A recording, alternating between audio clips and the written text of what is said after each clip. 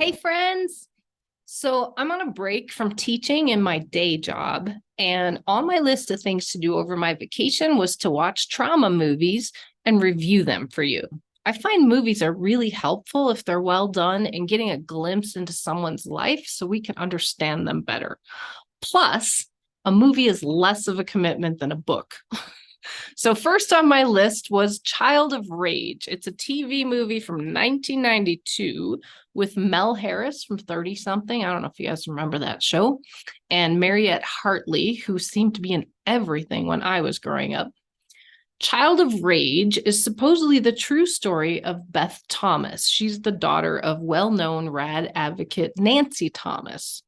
If you're interested to learn about what a rage looks like, check out this clip.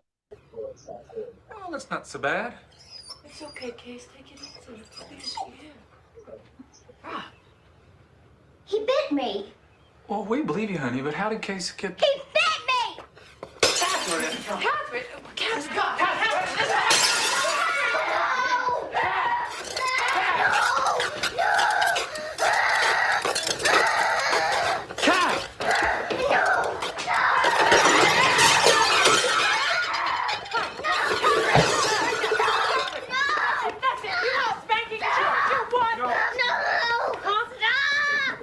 What's wrong?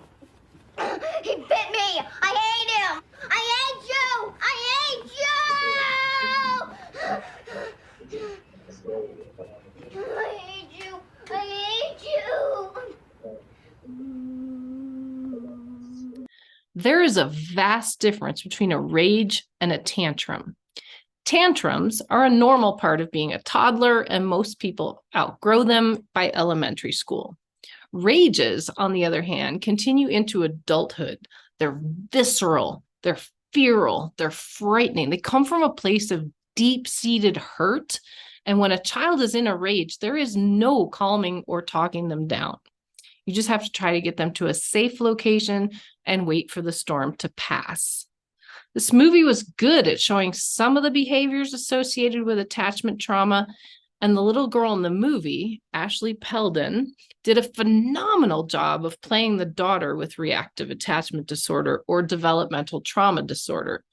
And I noticed on IMDb that Child of Rage was her last appearance as an actress. I would think that part may have traumatized her, and I hope she got the appropriate therapy. It was quite an acting performance.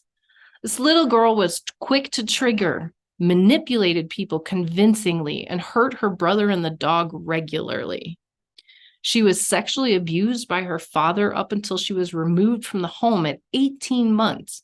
And she learned to sit on men's laps and try to entertain them, sort of like a creepy toddler lap dance.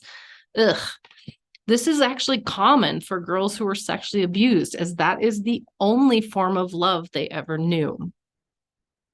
The parents in the movie are portrayed as saints, which we know isn't 100% true. I don't think either of them raised their voices the whole movie, even when the little girl was smashing her brother's head into the concrete basement floor. Nobody is that perfect. But they did convey the very real problems of protecting your pets and your other children, finding the only therapies that work are not covered by insurance, and considering splitting up and living separately, which many rad parents do. They also discuss going broke and dipping into retirement funds just to save your child. It's a frustrating place to be. If you watch this movie, my caveat is this: the holding therapy that they show in the movie is now illegal. We do not torture little kids and bring out traumatic memories anymore. In our therapy, we did a form of holding therapy where we held him on our laps, but not against his will, and while calmly having a discussion about his birth and foster families. It was definitely a turning point for us when he realized that what was done to him wasn't his fault. He wasn't a bad baby. His caregiver just sucked.